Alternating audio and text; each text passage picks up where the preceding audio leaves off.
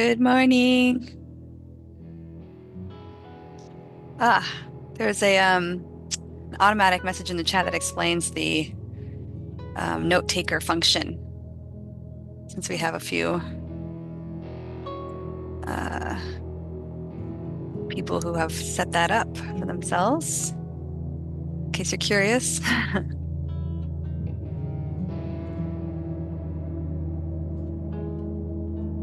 Hi, Wayne.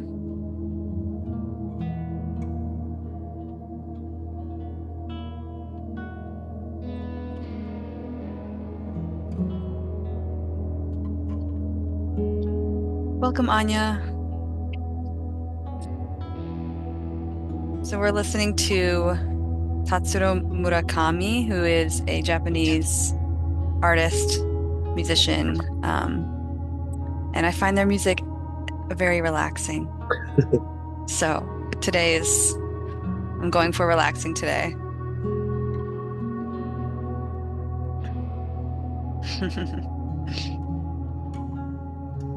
To ease into the weekend.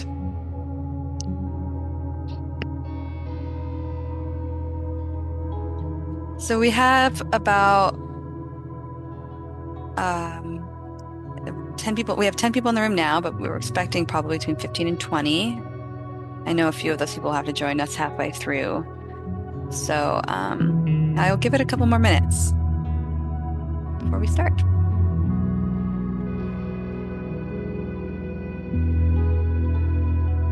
This name of this song is called um Frog's Fate, which I just think Frog's Fate is sitting under a toadstool with like a cup of tea. That's what Frog's Fate is.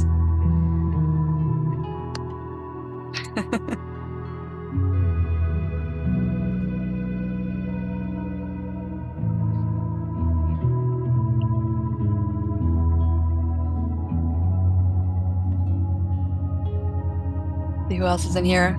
Hi, Christina. Hi, Shannon. Thank you for joining us.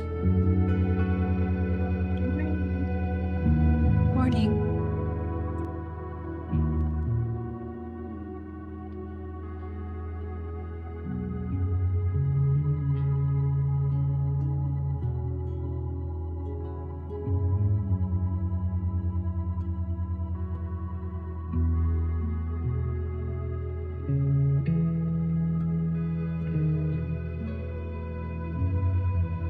All right, it's 9:05.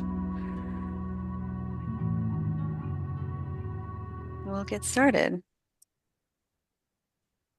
So, actually, before I move on, um, let's see, hide floating meeting controls. There we go. The Olelonoi owl that I've put up on the screen for today, I'll just read it briefly. Um, it's Ka na'au o na kupuna kalama e ho'omalama malama I ke ala no na keiki, which is the wisdom of the elders is the torch that enlightens the path of the children. And there's a couple of reasons why I wanted to add this to the presentation today. One, we have a presentation later on from Lindsay Illigan from the Kapuna Collective, and which I think really ties nicely into this idea of learning from our elders and our Kapuna, and also because a lot of this work is very literally passed on, like stuff we're learning from those who are our kupuna and our elders, but also metaphorically from those who've come before and done food gardens work for who knows how long, but also network facilitation and network formation and systems transformation through collaboration. This is stuff we're not inventing, but just building off from who we learn, um, who we get to learn from before who came before us. So the agenda for today is a quick introduction, which actually we can do without the chat because we're a smaller group. That'll be nice. And then I will explain the exciting announcement that we are merging the Food Gardens Network with Hui Māla. Then we'll have a presentation from the Kapuna Collective. Then I'll recap last month's convening. We'll have a discussion, maybe breakout rooms, depending how many people show up at that point. or maybe in the full room, and then a closing. So, um, how about we go around and I can just call on people to share their name and maybe which organization or garden we're part of. And then you can share this if you want, but we can also take a minute to put this in the chat because I think it takes a little bit more, um, can take a little bit of thought. So maybe we'll simultaneously go around and introduce ourselves and then in the chat share this or answer this question, which is imagine a world 3 years from now that embodies the goals and vision of this network. What would a newspaper headline say on this day in 2027? Okay, so I'll start quickly to introduce myself. My name is Anna Mines. Um, I am with Hui Māla with the Food Gardens Network, co-facilitating this. But I'm also am part of City and County's community gardening program, the Community Gardens Project Manager. And I'll pass it over to Kate. Hi, my name is Kate Eichstead, and I am with the Department of Parks and Recreation, and I am the Community Garden Coordinator. And then I can just put in the chat, correct? Yeah. My headline? Okay, thank you. How about Wayne? Hi, can you hear me? Yes. Okay. Using my phone, so it's a little goofy, and I'm moving around a lot. Anyway, um, I'm with IA Community Association, board member, and want to initiate programs in IA, mainly the schools, especially elementary schools, and have it matriculate further. And also with the IA Lani Rec Center, I mean the rec program, I meant to say the IAEA Recreation Center, Ayalani Club, and I believe they would do something, but of course, no leadership, and we have a hard time getting leaders just for our own organization. And finally, definitely, I got invited and want to super support Sherry Caseta because she invited me to this group, and we definitely want to make Intermediate a sustainable aquaponics and community garden program and invite community there too. Because we have Nice. the IS stream right on the border with it's a private church property actually, and they don't have the water rights, but then all the land around there is theirs across the stream and everything. So they already agreed for us to work together. So we have a perfect opportunity for a true community garden, a big one. That's exciting. Maybe at a later Yeah. time, I'm gonna make a note. We can hear a little bit more detail on how that project's going. IA Community Garden, making a note. Thank you, Wayne. Yeah. You're welcome. Next, Shannon. Aloha, everyone. I'm Shannon Tanaka, the Early Childhood Education Program Specialist at the Department of Health in the Primary Prevention Branch. I'll write in the chat what my headline would be. Perfect. Anya. Good morning, everyone. I'm Anya Neville. I participate in a community garden in Mililani at Christ Lutheran Church. It's called Aloha Agape Community Garden. And I'm just happy to learn more from everybody here. We're trying to find more people to join the garden. We have about 15 empty plots, raised beds available right now. They're 4 foot by 8 foot raised beds. So if you know anybody who wants to rent a garden plot in Mililani, let me know. Nice. Thank you, Anya. Christina.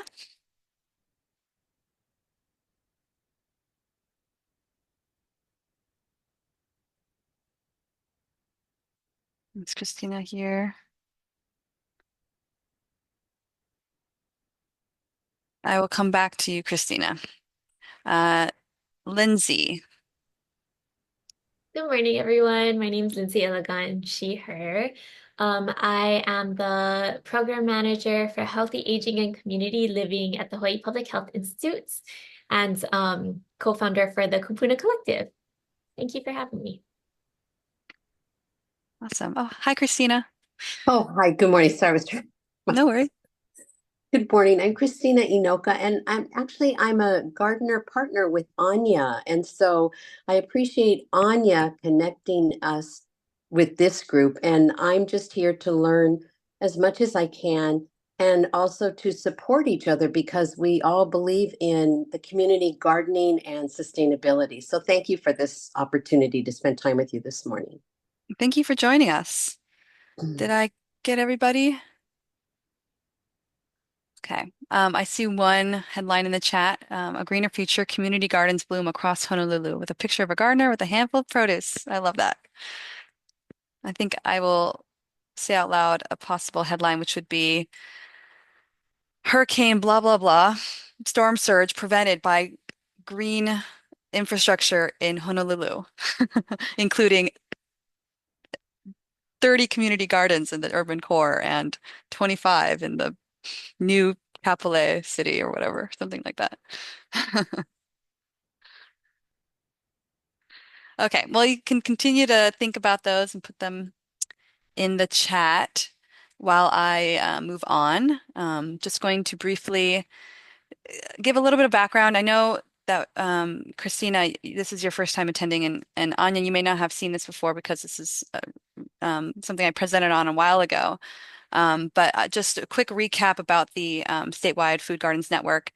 So Hui Māla was a group of a coalition of organizations interested in expanding community gardens, food gardens, and with this goal of like 1,000 food gardens across the state. And it started about 2.5 years ago, I think, maybe three now. Um, and it was, really focused on funding food gardens, which was really important. And there was a lot of gardens that were installed through that work, which is great. And then more recently, we wanted to open it up or have a monthly Zoom call that we invited to, or that would invite anybody working in the space across the islands to not just thinking about funding, but also approaching other challenges that increasing access to food gardens um, is facing. And so we started this monthly Zoom call. But then we decided we should merge the two for a couple of reasons. One, it's kind of confusing to have Hui Māla and then the statewide Food Gardens Network, Hawaii Food Gardens Network. So for clarity reasons, it's helpful to be one entity. That's because we're working towards the same goals. And then we also want to increase capacity, right? So we had this core group in Hui Māla running for a couple of years, but a lot of folks who were involved have moved on and left the islands or are working in a different space. And so we wanted to keep that work going by tapping into the larger network, the resources that we have there and the capacity that we have there. So we ended up taking a vote with the original members to see if the merge was appropriate, and it was. And we're still figuring out a full name, but I will be henceforth referring to this network as Hui Māla. And nevertheless, we still have this, core leadership group. We have other working groups that are focused on interest areas like public housing gardens or accessible gardening. And the possible name would be Hui Māla Connecting Hawaii's Food Gardens, something, a subtitle that would really capture that this is about collaboration and connecting and networking. And so we'll work on that one. And food gardens is still key to this. So I wanted to just do a quick recall of the working group, the definitions working group that met a few months ago to figure out what do we mean by food gardens, because there are a lot of gardens that don't just grow food, or there are gardens that kind of appear like farms. Do they count? Like, what are we trying to capture in this work? And really, we want to be super inclusive, but it helps to have a definition. So I'm just going to read this really quickly. This was a definition that I synthesized based off of that meeting and the feedback that I received. So food gardens working definition. Hui Māla connects people across the Hawaiian Islands who are interested in creating, promoting, supporting, or otherwise learning about increasing equitable access to local food, sustainability, healthy lifestyles, and community building through the art of gardening food. Food gardens, as defined by the members of this hui, can take many forms, including community gardens, small-scale farms, home gardens, gardens that grow medicinal plants, food planting projects on private or public land, both formal and guerrilla, educational or demonstration gardens, school gardens, food forests, and forest gardens. And so I'll leave us there because I'd love to have Lindsay present on the Kapuna Collective. And one of the reasons why, besides, learning about the content of this amazing collective and the subject matter and the work that you do, is also to inspire us and think about what we could do as a collective, what we can do as a network. Um, like I said, we're learning from those who've done this work before us to see what's possible. And there's a lot that you can do with a network where that's what's so cool about it. But it's helpful to get some inspiration. So before I hand it over to Lindsay, I'll just read out loud in the chat two other headlines. One, Kapuna returned to Aina through food gardens, food insecurity solved. Yes, I love that. Keiki growing from Anya, she wrote Keiki growing a sustainable food future. Larger percentage of school lunch foods grown on island. DOE students of all ages are involved in growing their own food. That's amazing. Yeah. We can do that in 3 years, right? All right. Stop sharing. Take it away.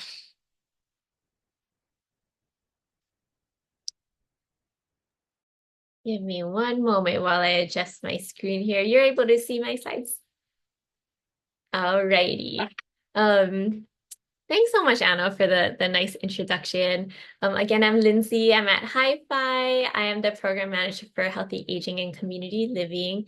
And just really quickly about Hi-Fi, or the Hawaii Public Health Institute. We are the Public Health Institute representing Hawaii for the National Network of Public Health Institutes. And we work with partners to improve policies, systems, environments where people live, learn, work, play, and age. And so we do this through issue-based advocacy, education, technical assistance, capacity building, and through public health program implementation. So together with the UH Center on Aging, in particular, Dr. Christy Nishita, who is our co-founder, and Dr. Jenny Lee, who's our data analyst, we co-convened the Kupuna Collective. And the Kupuna Collective is a social incubator for impact on aging that brings together this collaborative network of partners just like Hui Māla. And we aim to elevate critical issues, mobilize community assets, and drive innovative solutions that support and empower older adults in Hawaii. And our long-term vision is that all generations, so current and future kupuna, all generations in Hawaii are thriving in this vibrant, age-empowered society that maximizes three things. One, the health, two, the independence, and three, engagements of older adults. So who are we? I just pulled these numbers yesterday, so they're fresh. So as of this month, we have 398 individual members representing 214 unique organizations across the Pai'aina. And members come to the collective from various sectors, including academia, community-based organizations, health systems, social services, advocacy groups, and we also have kupuna champions as well. And we all come to this space because we share this same commitment to create a more age-empowered Hawaii for both current and future kupuna. So together with the UH Center on Aging, we provide the backbone infrastructure for the collective behind the scenes. And so we really invest the time and resources to create a space that fosters partnerships for increased situational awareness among and across communities, knowing that each community is a little bit different, for that free flow of information and emerging practices. We also seek to amplify community voices by holding space for members to define their own needs and propose solutions that work for them. We hope that we are scaling innovation, so really supporting members in magnifying their hyper-local knowledge and expertise, recognizing community really responds best to community, right? So we want to translate that knowledge to broader policy systems, environmental change. We also provide technical assistance and public health expertise to our Kupuna Collective members in leading public health initiatives from the ground up. We support efforts to allocate resources more equitably, hopefully, so that communities are better equipped with the assets needed so that they can respond effectively to their community's needs. And then finally, we aim to achieve this collective impact through strategic collaboration, very similar to this network, while absorbing some of the tasks that might hinder that community-led response. So that might include fiscal management, grant writing management, data collection, analysis, and other admin operational type of sort. So I just wanted to kind of talk about like why we exist. And this probably doesn't come new to any of you folks, but just a quick overview of the kupuna status in Hawaii. 1 in 4 Hawaii residents are 60 years old or older, and that number continues to grow. There's over 50,000 kupuna who live alone and lack social support. Majority of kupuna have at least one chronic condition. Many have 2 or more. Almost half of our kupuna struggle to make ends meet. Many of them cannot afford a jobless retirement. Over a third of kupuna have a disability, and over 30,000 kupuna are excluded from our digital world with no or limited internet access. So we know trusted community champions, like our Kupuna Collective members, are a critical lifeline for some of the networks of kupuna. And they really act as a critical link for timely and accurate information in times of emergencies, as reliable sources of help to assist us in navigating aging and what that looks like in both emergency and non-emergency type of situations. And then just really quickly, we also agree with the World Health Organization, who has declared ageism as a public health crisis. So this is just to say that ageism has very real consequences on us. It actually cuts our lifespans by 7.5 years and has a very real cost, 1 in every $7 spent on the most expensive healthcare conditions. So $63 billion. So to combat ageism, we really hope that we are contributing to this effort to transform narratives around aging while being attentive to intersectionality, you know, like the complex ways that older adults experience the compounding effect of different social inequities. But we can talk about that all day. Probably I'm most interested in like how we formed, because I see a lot of similarities with Hui Māla as we experience with the Kupuna Collective. And so I'm really excited to kind of share our origin story. We also formed for the merging of existing efforts, very similar to here. And so we were able to leverage the collective experience and expertise of those who have been in this field for quite a long time. You know, the folks in our network aren't new. Although we do have some more fresher members and we're inspired by their enthusiasm at the same time.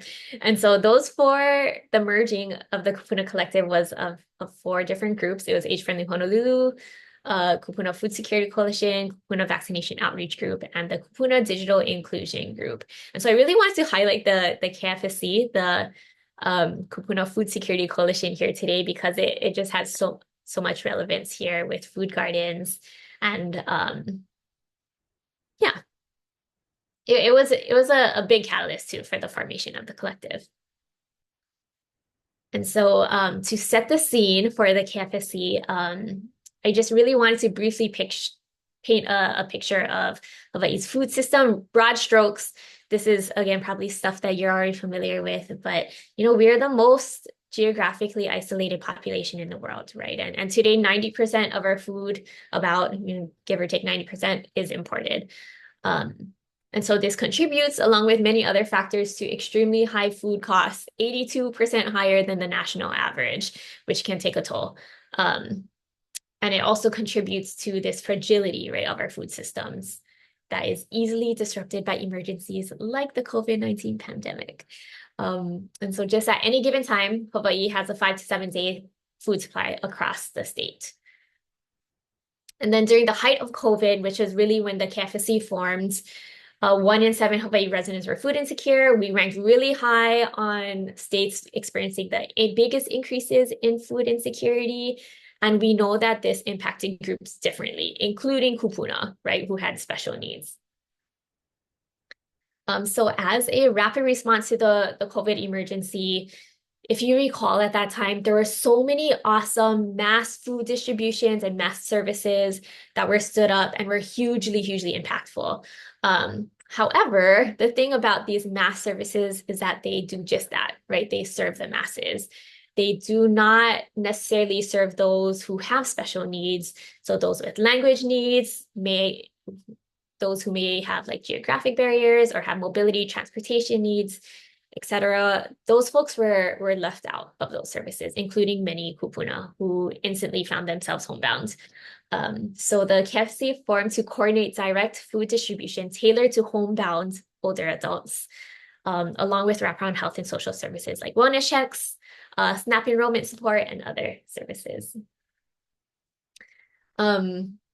So leveraging the power of about 40 partner organizations, within 6 months, we were able to secure federal and county dollars and donations through a phone-a-thon to infuse into communities via maybe about 15 or so contracted member organizations to deliver food with wraparound support. So we got about 1.2 million food boxes out within 6 months. We've had 30,000 instances of health and social services provided. We were able to serve over 8,000 unique kupuna every week at their homes, and we're able to connect over 4,000 kupuna with food assistance education. So just really briefly, this is kind of what the map looked like. The top is in March and the bottom is September, and you can just see the differences in color, right? The red shows a percent of seniors served by zip code, and all those little dots are the senior housing properties that had many numbers of, or large numbers of kupuna in one area. And then the blue is the number of kupuna served by zip code. So you can just see at a glance how drastically those numbers changed and how we were able to use data like this to allocate our sources a little bit better and make sure that we weren't oversaturating or any areas or leaving people out. And these are just some photos to show how some of the work during the pandemic situation evolved over time. So we were also able to do intergenerational Aina-based learning with our preschools. So I love that connection between kupuna and keiki. Also supporting garden to food distribution efforts tailored to kupuna. We were able to install some food gardens at kupuna housing sites and so forth. So I just kind of wanted to touch on this collective impact model and how it could be applied in so many different ways that helped us achieve way more than we could ever do alone. So briefly, I just want to kind of touch on some of the ways we're able to leverage our strengths as a cross-sector collective. So we started in food security. We were able to apply those lessons learned to vaccination. And so we, similar to the KFSC, we were able to create more age-friendly options, including vaccination at kupuna homes. And so together with partners, we made it possible for 100.0% of Oahu kupuna, including thousands of homebound kupuna, to get their initial vaccination series. And there are pretty similar rates on neighbor islands too. We're also able to secure funding and support for digital inclusion initiatives, so increasing opportunities for kupuna to participate in telehealth, recreation, social, cultural programs, and health education. And so some organizations will come with free devices for them to have, others translated flyers, so we had language access. Others provided computer classes or like office hours for kupuna who are struggling to navigate the online worlds. And others created toolkits and directories for kupuna that were distributed at libraries, at senior centers, along with Meals on Wheels, things like that. We're currently trying to bridge some of these home and community-based services that help us to age in place and within our communities through a workforce development program. We call it the Kupuna Support Navigator Program. And so we were able to secure $1.8 million in federal community project funding through the collective. And it was only possible because we were part of the collective. And similarly, we're working to strengthen community clinical linkages for people with Alzheimer's and related dementia under a statewide effort led by the Executive Office on Aging. And lastly, we are working on maintaining and enhancing our status as a age friendly, or we're designated as an age-friendly community here in Honolulu. And so we're really looking how we can support aging in place, providing opportunities for community engagement and supporting accessibility and inclusion for all ages and abilities. And so this, oh, some photos. And this is really in both blue and gray skies, right? We are applying our lessons learned from the KFSC to community resilience plans, ensuring that kupuna inclusion and empowerment is a core part of those planning efforts in preparing for, preventing, and recovering from disasters. So how we work.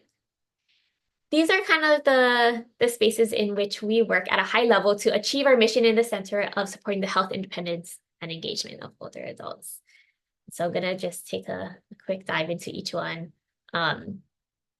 We are continuing to address critical and essential needs of older adults. And so we do this by providing our members trainings, supporting them with funding, coordinating multi-partner initiatives to ensure that we use our limited resources in the best way possible, and we're trying to be efficient. And we do this by convening our partners at least once monthly on Zoom, so similar to this. We also aggregate partner updates in a bi-weekly email just to kind of keep the pulse on what's going on in our communities and what issues might be rising to the top because our priorities are always evolving as the community needs evolve. And so that really helps us to respond to those priority needs in a timely and coordinated, unified way. Oh, I gotta update those logos, but that's kind of just a glimpse of our partners. Okay, so increasing visibility and evolving the narrative. This is a huge one. Our members do so much incredible work. They're highly skilled community servants, but that also means that they're like constantly in the trenches. And that also means they aren't always the best at showing off the work and sharing stories with a wider audience, right, that are outside of this sector. And so to help increase the visibility of all of that good work, not just like for the recognition, but also so that there's like a greater awareness, right, of among policymakers, among the general public, among other sectors too, and potential partners that aren't a part of the collective yet, so that we can really emphasize the critical role our Kupuna collective members and service providers play in our community. And then that way we have a little bit more leverage to fill in any gaps with funding and resources. And so this is just kind of a glimpse of some of the things that we've done, media, press events, talk story, things on radio and podcasts. We've gotten a couple of articles and after action reports and on-demand webinars under our belt as well. And then the evolving the narrative part, that's really looking at how we can huli the way we think of older adults. I think for this group, we are also looking at system change, right? But that can be like a huge, it feels like turning a big ship, right? And so even like if there's a small entry point where anybody can begin to participate, and start to ask more questions and be more observant and create new choices for our older adults, that can start by changing the language and the framing that we use when we talk about aging and people who are aging. And we're all aging.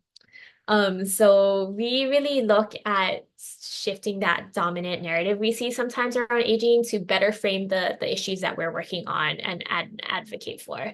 And so we do this through storytelling projects. We try to highlight kupuna not as like passive receivers of benefits or services or as vulnerable, but also taking on a strengths-based approach, right? So highlighting kupuna contributions, highlighting their role as community leaders, as invaluable keepers of knowledge and ike, and as living treasures of our community. Sorry, I know I'm kind of running out of time. I'll hurry up. You're good. You're good. Okay. So capacity building. This is another function of the collective to build up the capacity, not just of our network, but of our individual members, right? So that they are equipped with the tools, resources, funds, whatever it might be to do what they do best.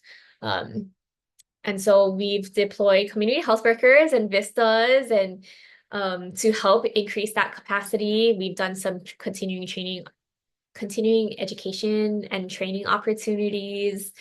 And most recently, we're working on a Kupuna Support Navigator micro-credentialing program, which we're excited about and will be free. And just kind of like a digital badge for folks that once they complete a series of trainings, it'll signal that they know how to do age-friendly type of work. And so that is in partnership with UH and the community colleges. And then we're continuing to use our cross-sector approach to bridge service silos. And so we want to implement a coordinated kind of wraparound approach, right? That meet many kupuna needs at once instead of having the kupuna kind of going to each service individually. We want to make it wrapping around the person. And then finally, maybe the most important, we continuously work to infuse funds into our communities that we serve by securing grants, donations, and other types of funding. And we support our members through RFP processes and gap funding requests and so forth. And so for Hi-Fi, we're a 501c3, and we have a couple of decades under our belt in applying and managing grants and other funds. And so we act as the fiscal backbone for the Kupuna Collective. And since 2020, we are proud to say that we've secured over $8.7 million to advance the goals of the collective, with about 80% or so going directly to our members to do what they do. So a lot of it goes kind of straight out the door. So I was hoping, and maybe this can be like the start of a conversation. Like, we've had a lot of lessons learned in building of the collective. And a lot of it is positive, right? Like, we know that we're stronger and better together. We also know that having this regularly convened network means that we have a better understanding of what the kupuna issues are across different communities and how they differ across communities. This shared vision is so important, right? Because we have this shared vision and we're working toward a common cause, this allows us to work a little bit better together, right? Like more in coordination versus competition. And we all know, like, there's not endless amount of funds out there, right? So we want to make sure that we're being efficient and strategic in how we work together and making those funds last as long as possible and make the most impact. And also as a network, we kind of act as an off-the-shelf resource, right, for agencies who want to work with community partners on aging issues. So we've done all of that groundwork for them to get folks in the same space and build these connections with each other. So that adds huge value. And I see Hui Māla also adding that value too. So with that, it's been easier for us to secure funding and resources. And we're celebrating our third anniversary this January, February-ish, around that time. And so we really see already the value in such a short time. And it's made clear to us that we need to continue kind of braiding and blending these different funding streams for that sustainability of the collective. Especially, if we need to be activated in an emergency situation where our roots really were for the collective and the formation of the Kupuna Food Security Coalition. So that is all. I just kind of wanted to end with this. Olelo Noel is lo umia kahanu o kahi kaumauma ke ki po'ohiwi ke ki po'ohiwi. And it's really being of one accord and being shoulders to shoulders to make that weight a little bit lighter and easier to carry. And so we're just really honored to do that, the work that we do and to be part of this network as well. I really see us as kind of liaising between Hui Māla and Kupuna Collective, and we're really inspired every day by the kupuna that we serve. And so excited for the possibilities of where Hui Māla will take this group in a more coordinated way. Mahalo, Anna, for all of the heavy lifting that you've done thus far, because it's been super awesome. And yeah, let's just continue to work shoulder to shoulder to malama kupuna, but also to connect our food gardens. Hello, it's my Mahalo, contact. Lindsay. Thank you so much. We can spend a few minutes answering any questions, or if anything was thought-provoking, inspiring, you want to share out loud before moving on into the recapping last convening.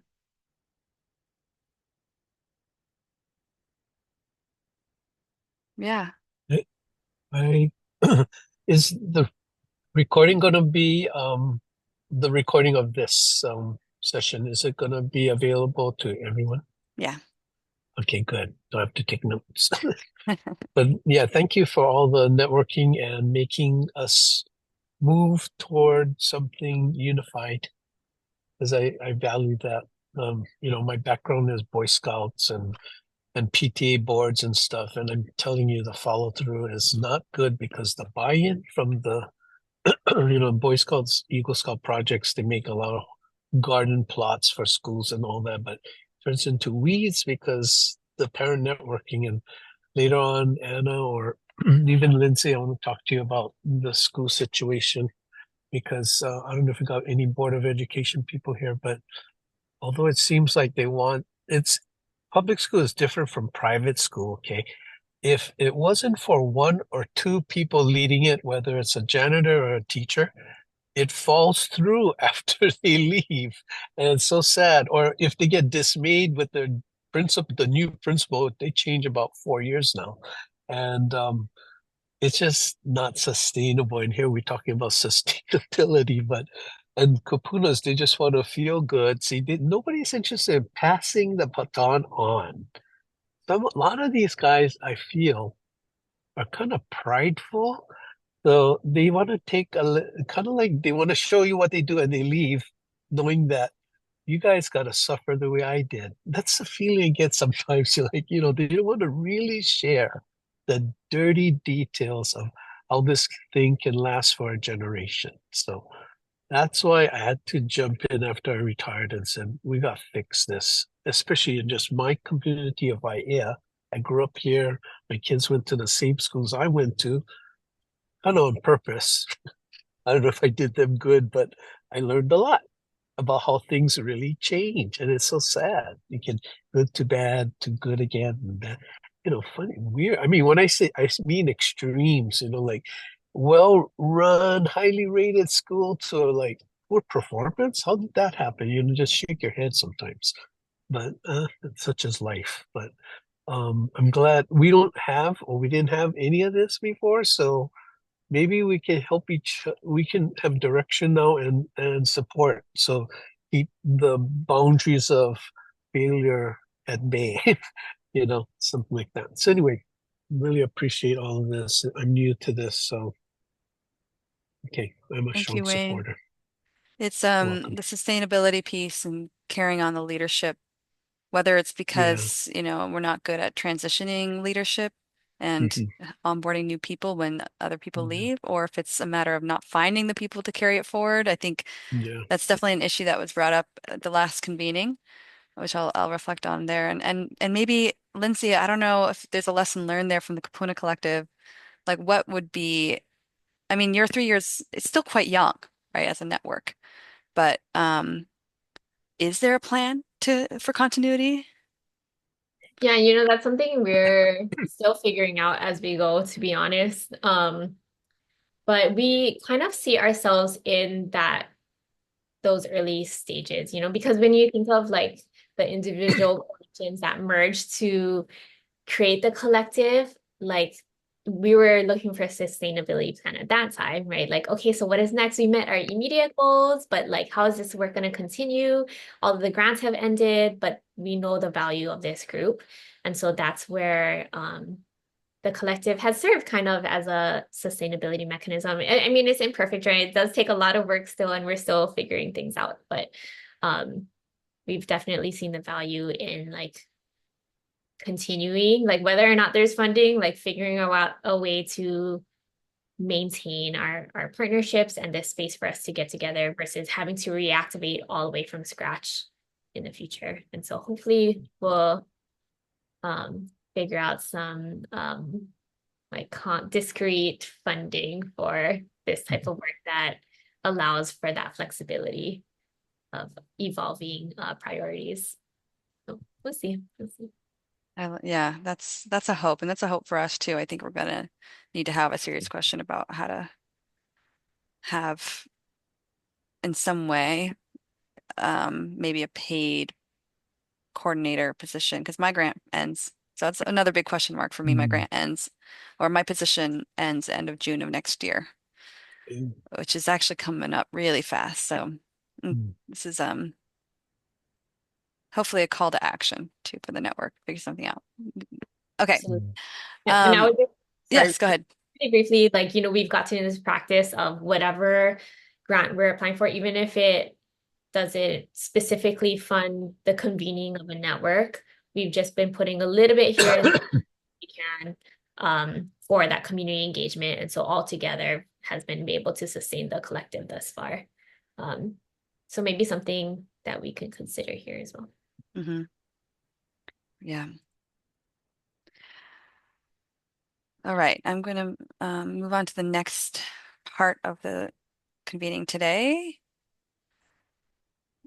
The recap of last in-person convening, or the last convening, which happened to be in person at Kapapalo'i Okanevai, which is the Lo'i at UH. And here's a picture of us before we got in the mud. The sort of motivation or the inspiration for what we convened around at the last convening was this collective impact model that Lindsay mentioned. The um, the five core components. The first one is common agenda. All participants have a shared vision for change, including a common understanding of the problem and a joint approach to solving it through agreed upon actions. And a lot of this doesn't have to be done linearly, right? Even if it's numbered 1 through 5, it's it can be done with, considering what happens to emerge as like something we want to approach. Like maybe we want to look at re mutually reinforcing activities right now, keep the momentum going. Nevertheless, I felt it was important to have a shared understanding of the problem to help shape our actions at this time. And so we took the opportunity in the last convening, which, a number of you were there, to discuss the challenges that we face. Um, and some of them are similar, some of them are different, and just to get an understanding of what that looked like. So we broke off into different groups, and I won't read through these handwritten notes because I've synthesized them, but just put them up here for someone to refer to when they're looking at the slides later. Um, lots and lots of challenges, right? Like lots of challenges and barriers to increasing access to food gardens. And then I also asked the breakout groups to then think of the solutions to some of these challenges and barriers.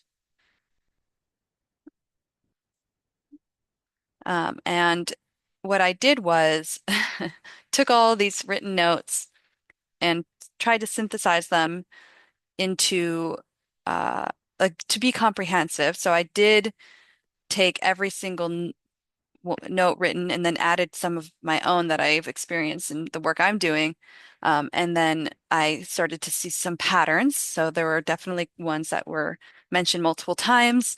And then with all of those, I grouped them into larger themes of challenges and barriers. So I will read through this.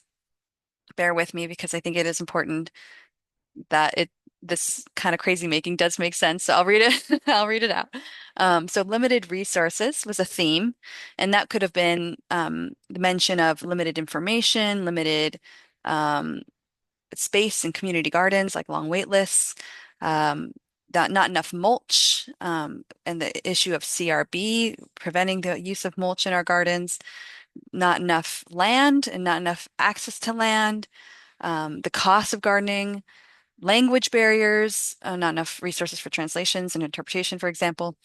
Then also limited resources in terms of people to on site to support a garden, the running of a garden or the installation of a garden, time and capacity limitation, more generally, just limited resources for networks, and then siloing.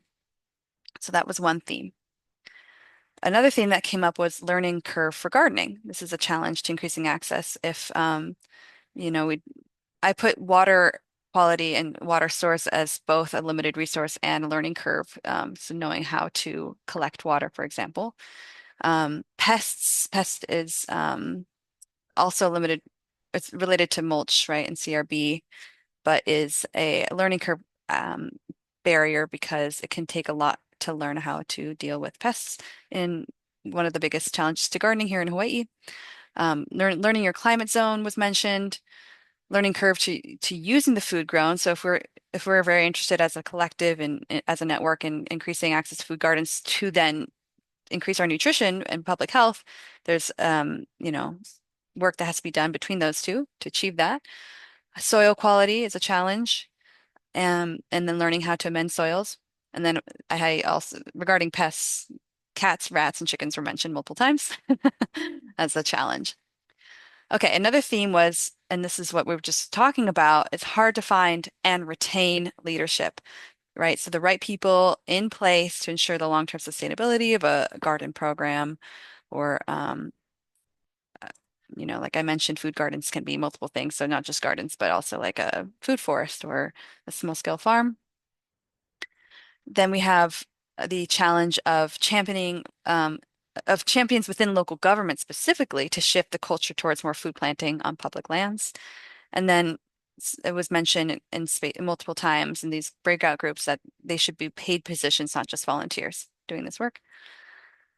Another theme was restrictive policies and permitting, right? So Garden is considering, and with city and county, and specifically within the Department of Parks and Rec, we really think of gardening as a recreational activity, which has kind of limited how we view it as a food security program, but um, there's a lot there. I'm happy to explain more another time, but it is restrictive. And then we have um, compost issues with policies and restrictive permitting, bureaucracy, which is all of this is very much tied to limited access for ECE programs as well. So you'll see all of these crossover lines. And liability is a big one for food, especially on public lands, like consuming what you're growing, or if it's a food forest, pruning trees that are to a certain height that require a professional to do it.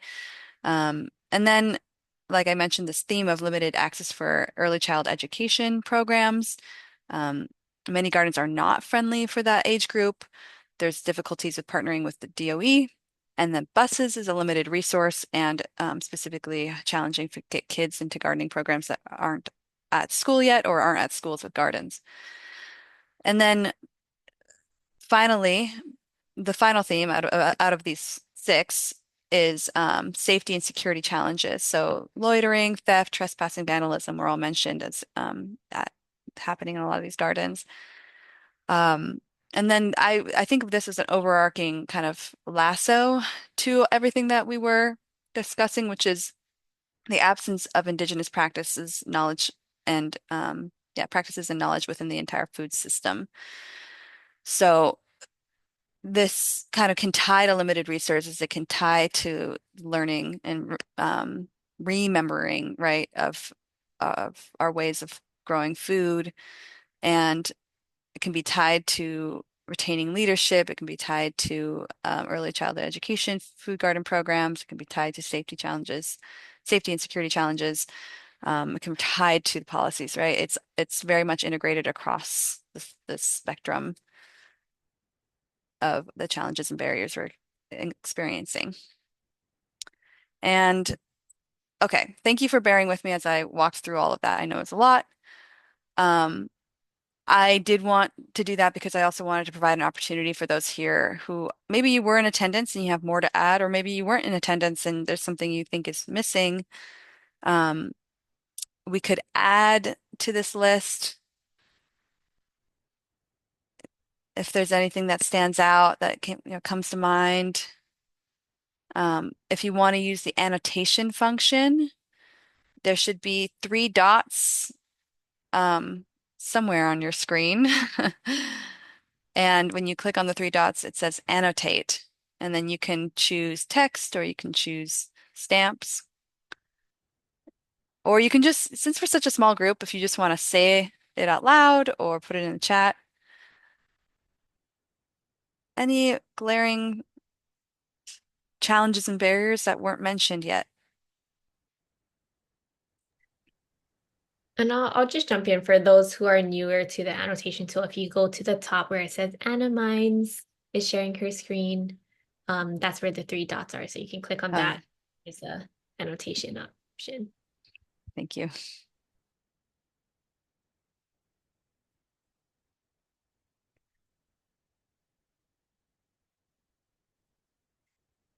I wasn't sure if there would be, I mean, it was pretty comprehensive and we had a really good long conversation about this at the last convening. So if there's nothing that comes to mind, that's totally fine. Um, we can still add later. So I'll move on now, unless anyone wants to interrupt me and say, no, wait, no, no. Okay, moving on and going into the sort of the solutions that were identified at the last convening. Also a map, a messy map of lines and squares or rectangles. Um, okay, I just saw your message, Justin. Thanks for joining. See you next time. So this map was also synthesizing of what solutions were brought up in the convening, in the in-person convening last month, and also brought into four different themes, which is building Polina, training and education, policies, and resources. That would be great. Let's chat, Justin. All right. So um, again, I think it's important just to read through it because we will be working off of this for our breakout in the last third of today's convening. So really quickly, um, resources, right? So funding, having data to make the case for this work and collecting that data, communication resources, so like could be a website or even just having a glossary or material, brochures, things like that. That all of that is solutions that were identified to helping this work. Um, and then more specifically, we want flexible and low burden funding. Um, we want in communication, like creating common language and really using this idea of public health and public health intervention to make the case for food gardens, including mental health. And in terms of building Polina, we talked about sharing resources with one another. We talked about having transparency and being realistic. It's important to be realistic when we to build relationships because if we're too pie in the sky, sometimes it can mean not following through on promises. So being realistic and honest, um, thinking of the big picture as well, um, and building trust, which more specifically tied to following through, right? Being committed, showing up. Maybe that means showing up to these meetings, even if there isn't something specific that you can gain in that moment. And then building Paluna also happens through network, through these calls, right? Through having space to talk with one another, especially across sectors, across islands, across organizations, and across other networks. We talked about public-private partnership as a solution to some of these barriers we're facing, right? Like working with the houseless communities and service providers, and collaborating on funding proposals. In terms of policies, we talked about incentives for increasing access to food gardens, like through contracts or incentives for succession planning, like having longevity of someone to facilitate the network, for example. And then we talked about having public initiatives and collective goals to really encourage us to do this work. We talked about indigenous and traditional ecological knowledge um, that needs to be integrated into our policies. It needs to be integrated into our common language. And then we talked about standards of practice. Is that right? Standards of practice for continuity of leadership. And then in terms of training and education, we are, our network, maybe it's possible that one thing we can provide to membership is this kind of like what the Kapuna Collective does is training on horticulture, for example, or, you know, in particular was talked about across the food system. So not just how to grow the food, but also to how to integrate it into your diet, integrate into your cooking practices. We talked about workforce development, um, and then training for food garden champions, right? which is connected to that longevity of leadership. And then we talk about place-based education. So really thinking about how we can continue this work by bringing us to these sites that are doing the work and inspiring us in that way, and being very specific to what it's like to do this work in Hawaii. Okay. Thank you for again bearing with me on that long list of things. And I brought those four themes into this next slide because, well, you know what? We are a small enough group that we're not going to do breakouts. We are going to just continue this conversation with the few of us that are left here. Brainstorming actions that the network can specifically do. And I've already listed in black what we are doing. And then in the color text, I've listed what we might consider doing. And then left space, the dot, dot, dot for anything else that we might just throw out there. Like there's no wrong ideas. It's good just to get them all out there, and then maybe people will be inspired. So very quickly, and resources. We have a resource folder in Google Drive, so that's a place it exists, and we can add to it. It has the recordings, it has the slides, it has presentations from other people who've guest presenters in the network, but it could also be a glossary, it can be funding list, it could be, so many things that it isn't yet. The resource of the email listserv, it's something that I'm holding on to, but it's a resource so people can see emails, the email addresses within the meeting invite, and can contact people if they wish. Thank you, Anya. See you next time. And then I'm working on a guide to creating community gardens. So that's a resource that not only is for those who are involved in the membership, but also I'm hoping to vet through the membership and get reviewed by all the people who are doing this work. We could be having a website, kind of like Kapuna Collective does, like it could be an internal website or an external website. And we are in the process of figuring that out with Virgil, who's so kindly offered to help to provide the platform. Funding and volunteer power is another possibility with the network. Building Polina, so we have these monthly calls, working on this mapping project, and then, like I said, maybe the email list could be public, or it could be, right now it's something I'm holding on to, and you can see in the email chain, but it's maybe something we would want in a different regard, maybe online, maybe not, but something to consider. And then we do have presentations in terms of training and education. We have ongoing presentations within these Zoom calls. Maybe we could provide technical assistance to new food planting projects as a network. And then in terms of policies, nothing concrete yet, but maybe we could be mapping the policy landscape for urban agriculture so that we know what gaps are there that we might want to fill. And then subsequently provide advocacy support when the needs arise. Okay. Does this inspire any other activities that people see in the near term and the long term? If you're someone who's seeing, these challenges and barriers to increasing access, what would you like to be supported on more so in your work? And I will put this in the chat so you can open it up, and that way I can stop sharing and we can see each other. No worry, Lindsay. Oh, you direct messaged me that you got to head out soon, but no worries at all. I would just say, as you know, I really appreciate the initial thinking behind some of these action steps, and I think they're like big action steps, and it's a great start. So even if we like prioritize those, I'd be good with that. But I mean, obviously, Yeah. Sorry, I interrupted. Yeah, that is good to know too. I mean, if that's yeah, I'm open to feedback on what could be added or any concerns with what exists, or even just ideas about how to prioritize.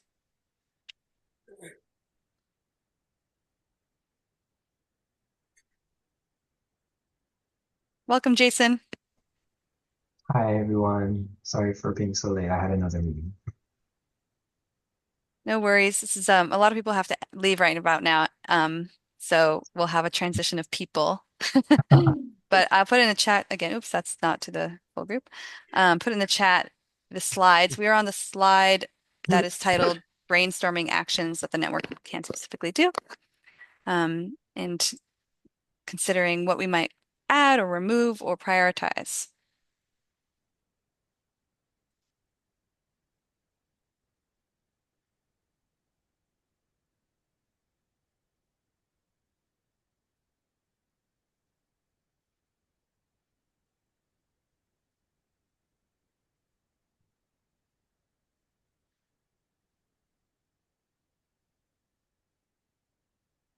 I can pull it up one more time if that's easier too, I so want to you make a know. comment then.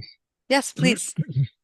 Um, a lot of this includes or requires what do you call having connections or making a group of any volunteers or um, kind of like this action group or I mean the workers itself just to do their own gardening, even though like how do you get your community, your neighborhood to participate in a food sharing network? Everybody in our Aya Heights area from, and we're not what do you call uh what do you call that?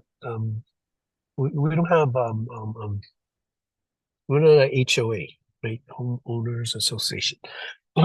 So Halama Heights, if you're aware, Hui Māla area, all these older built in the early 60s, they don't have HOAs and actually they kind of needed to become a purchase their land at one time. But as soon as that land purchase was done from leasehold to fee simple, it just disappeared.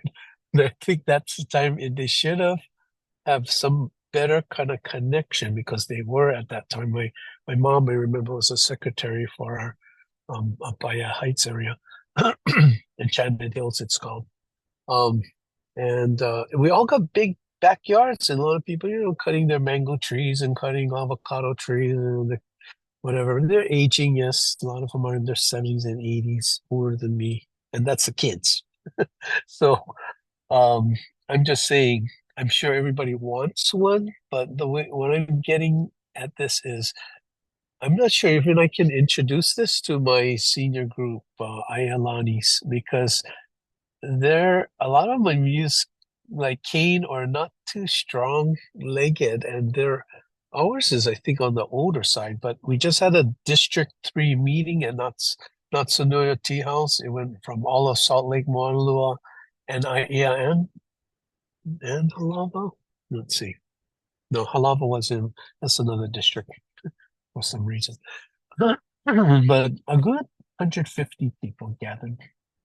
And I looked at them and go, oh, that group is kind of young. Ours is kind of the oldest, but um, I don't know what they're there for. I think and nobody volunteers to be leaders.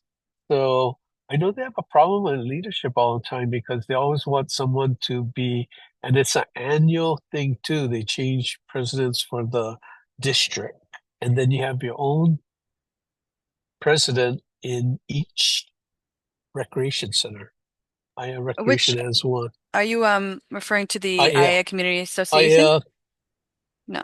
no, this is Aya, no, city, it's a city program like summer. This is like Kupuna summer fun. So when there's no summer fun program, the recreation is used there's a monthly activity slash meeting for anybody over 55. I don't know if you're aware of that, but the city has a really great program, underutilized to me because we only have under 20, mostly women, 90%. Um, they're it's a city and county recreation use. So, automatic real estate, we have unkept. I mean, I eventually we're gonna have a group to maintain like plumeria trees and stuff that's around our recreation center. And a recreation center has a pool, a gym, tennis courts, that kind of thing. But they're not of age to do those things. And the meeting, it's really for retired people because the meeting's on Mondays, Monday 9 to about 1 o'clock. Because we gather it's a potluck. Everybody, each table has to do the dinner thing and the events, another table to do an event. So well organized, well run.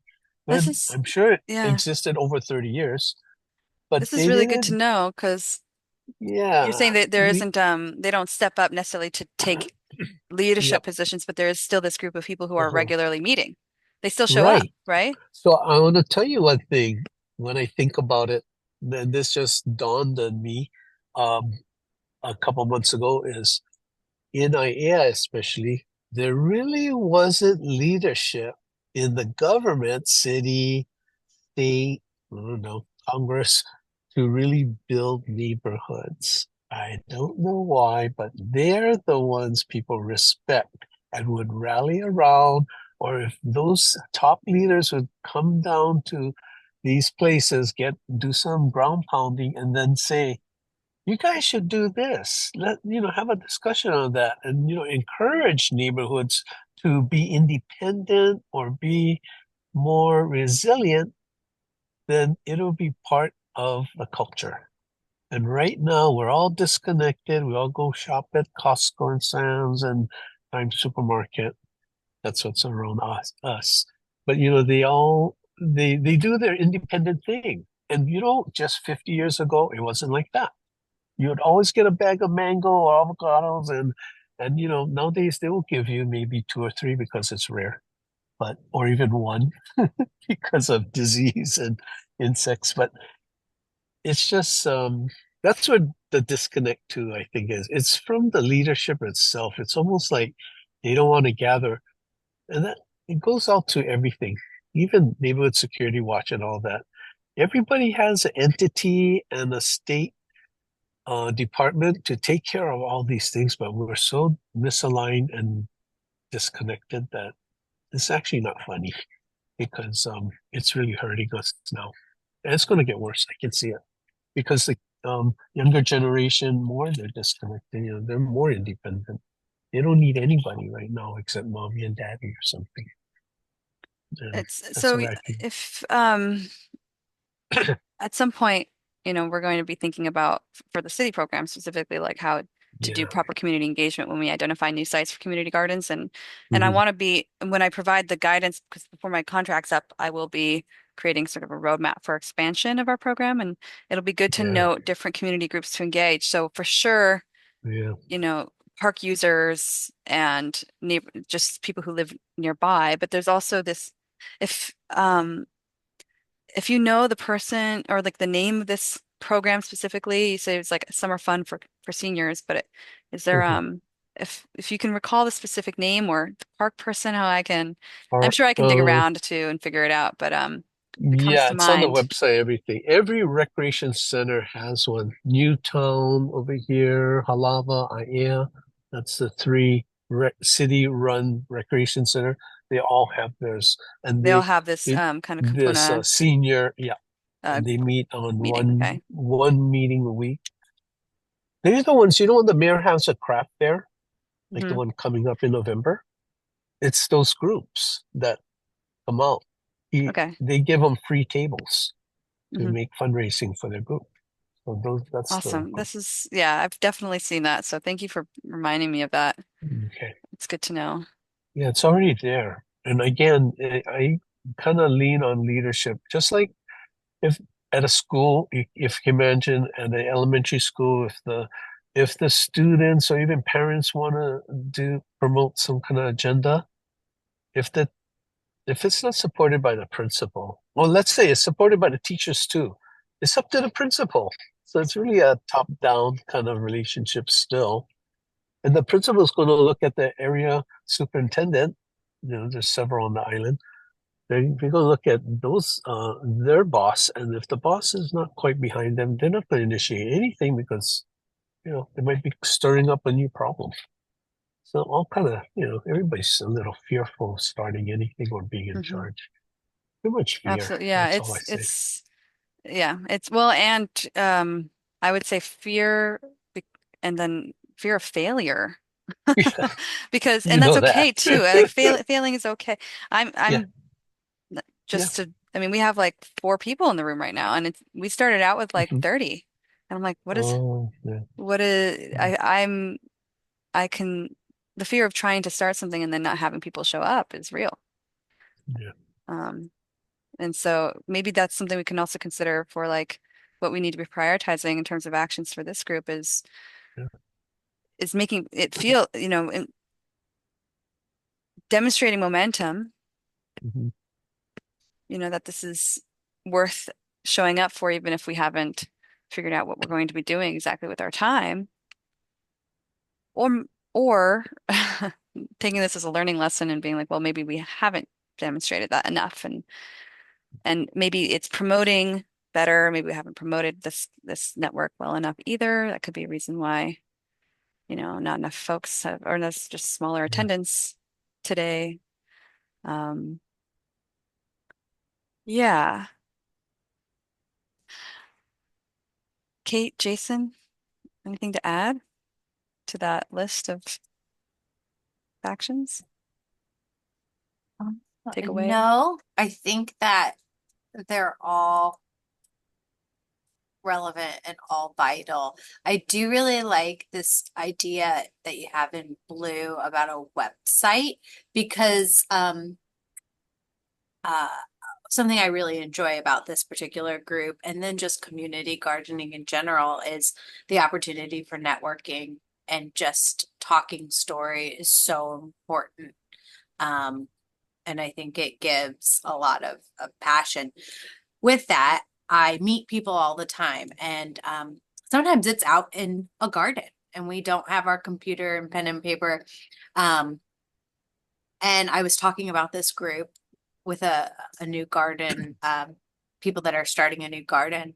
They said, "Oh, is there a website?" And I was like, "No," Mm. but so I do find that would be something helpful as a place to keep resources because we're all doing so much great work, but it could help maybe channel some pathways, like whether it's community composting or you're into school gardens Yeah. or those types of things.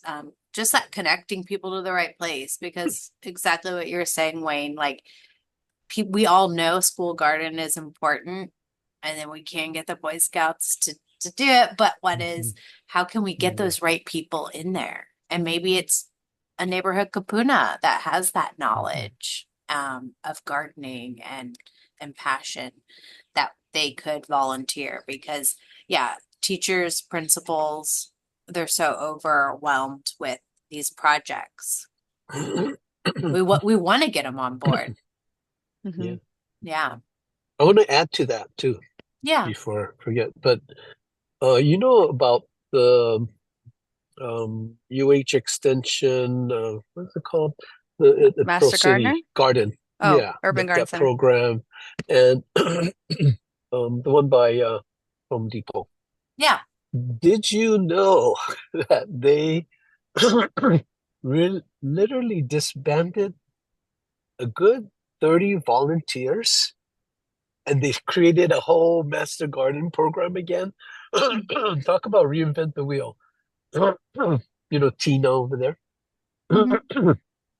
She has a great plan and motivate for the new thing, but you ever tried getting volunteers to teach classes and to show people what the I couldn't believe it. See, so that again is knowledge of working with volunteers or community. Mhm. Nobody gets paid. Watch out what you say and how you work things because it matters for the whole group. So that's been my life since I had kids. So the past 30 years or so, been volunteering. And I gotta admit, my roots is farming from plantation to my dad's backyard garden and lawns. And that's my passion, I guess. I guess I was born into that. It's just that now when you want to show everybody the importance of maintaining this kind of thing, and don't cut your tree unless it's really a hazard or something. Uh, and make it pickable where you have to get a $3,000 tree trim every 3 years. It's crazy. Um, Yeah. I I really believe that we're doing the right thing. And Anna, you're going to end in June. That's the emergency now. So I really have to myself get focused and If I'm gotta unemployed, I will volunteer my time to keep this going. If I'm employed, easily I don't know if I'll said. have the time, but maybe I can weave it into a new position. But I really like this. I gotta read these notes better and everything and do my more share. It's just I'm into this early preschool education. I just really think, I mean, for them, if that's not community gardens, but these preschools Yeah. starting up that Sylvia Luke is so intimately involved and want to see this happen. Right now, it's just for underprivileged and special needs kids. And no, the bigger picture is really all preschool kids. Right now, my friend's paying 4,000 a month for St. Timothy and Iea. The baby Yeah. is not quite one yet.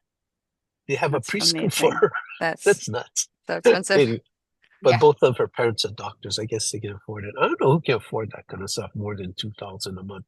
Anyway, for preschool, simple things like did they even I know they're not even thinking of this, but who knows what's in the curricular. But the bottom line is there is gardening for preschooler. You plant in a little styrofoam cup a seed, watch it kind of grow, and the teacher makes sure the seedling starts, and then you give it to the child. Well, you give it to the parents. Get the parents involved. That's how you change the culture. We gotta get parents involved. They're the ones gonna be the mentor and realize that my child really needs me, kind of thing, and stick to their learning because it's changing of a culture. That's what we're doing here. They have to get kind of take away yourself, give your child 10 minutes of your time, or more realistically, half an hour, 1 hour a day, kind of like that. At least 1 hour a day with your kid. It's not, don't assume that's happening. That's not already. I see it at public schools, you know. And they have the kid, grandma, me, dad, older sister. The poor kid is misguided a lot. Anyway, The question is, that's my take. how do we support that? Especially knowing that Yeah. there is a lot of school garden, farm to Uh-huh. school, that kind of work already happening, a lot of networking happening in that regard, and we don't want Yeah. to, I mean, we should be aware of that and then figure out what can we do But differently, guess like guess to, what? It's not in the curriculum though. Wayne, do you directly work with these preschool groups? Not the preschool, just the Oh, schools in general. just the schools. Mainly Well, intermediate and high school, but then when oh, bullying started to really become an issue, especially cyberbullying, that's when I realized that the issue is not bullying. The issue is respect. And the only way you respect each other, and you started at preschool, thank you, Mrs. Luke, for introducing preschool and try to require that in Hawaii, is put it in the curriculum and require this is a give. What does the parents or the guardians give for a free babysitter? Pretty much that's what it's going to be, is they have to participate. It's worth it for the community, for the future of parent involvement throughout the kid's life, for safety in our island state. It's critical. You got to have involvement, and the respect is this. We respect the trash guy for picking up our trash every day. You remember just recently, my kids lived through this, the tail end of No Child Left Behind Act. And all they had was in high school and from elementary is do good in and math and English. Do good in math and English. In elementary is math and reading. Do good in that. Test Wayne, good, data driven. I'm going to Oh, interrupt you here sorry, just because we are getting a little off track. We super only late. have four Okay. minutes left. And I Okay, go did ahead, want wrap up. to I'm recording, so I'm also hoping that this is something for other people to Mhm. catch on, even though we're only a few here. But sorry to interrupt. I just Yeah, no um problem. want to be mindful of that, and also of if Jason, you had anything you wanted to share before we close up. No, I agree with the website. I think that would be a great idea. And I also hear you about demonstrating momentum. I think it's a challenge, but maybe the website can help with that. Yeah, Okay. yeah, don't claim to know the silver bullet solution. Yeah. I mean, and just having little Right. things here to Mm. start even is helpful. The website is a thing we have access to, and we Oh. could launch. It's just a matter of someone taking the hours to do it. And Mm. maybe that's me. Maybe I call on somebody who wants to volunteer that time. And okay, so I'm going to share my screen, just the last slide here. I have the website up here for the Kapuna Collective that I'll share out in the final email and follow-up email. Of course, we have our resource folder. We still have a spreadsheet where people can add their name and contact information if they want, if they're interested in specific areas. The next convening will be November 15th in the afternoon. So it'll be a little different because it's the third Friday of the month instead of the second, but it's still mid-month. And then it's going to be at 1:30 in the afternoon on Zoom. And then I'll be working on a follow-up action survey um, to see if we want to like rank the actions that were identified Hmm. and also have an opportunity for people to see if to provide their opinion on whether or not it's feasible, like with the capacity, if maybe it's important, but maybe it's not feasible. And then also to see if people are want to step up and support some of these actions. So look out for that in the next week Great. or two. Okay, that's all. Actually, I'll stop sharing there. Um, and yeah, thank you so much for showing up. Oh, we have someone in the last couple minutes. Is this Alice by chance? I'm so sorry. No worries. Thank you for being here. Um, I can stay on a little bit over if that's helpful, but not a full 30 minutes. All right. Thanks, Jason. Thanks for showing up. I'm sorry, Anna. I just got carried away with the summit work. But keep there's notes, right? There's notes. It's recorded. In fact, I'll stop the recording here since we're ending on the hour and a half mark.